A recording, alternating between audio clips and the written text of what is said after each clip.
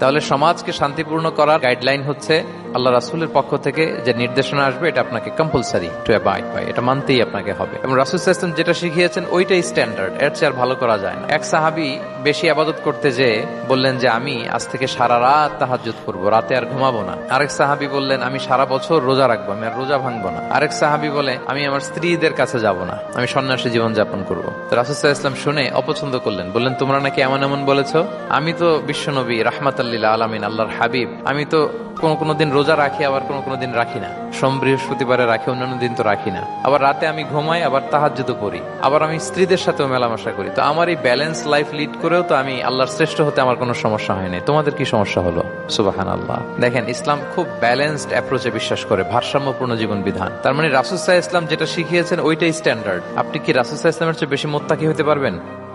বুঝে থাকলে আওয়াজ করে বলুন, আল্লাহ রাসূলের চেয়ে বেশি বুজুর্গ হওয়া সম্ভব? মুত্তাকি হওয়া সম্ভব? আল্লাহওয়ালা হওয়া সম্ভব? তিনি যেটা শিখিয়েছেন ওইটাই স্ট্যান্ডার্ড। তাহলে আল্লাহ রাসূলের চেয়ে বেশি বোঝা চলবে, ওনারা যে নির্দেশনা দিয়েছেন সেটা মানলেই জীবনের সুখ।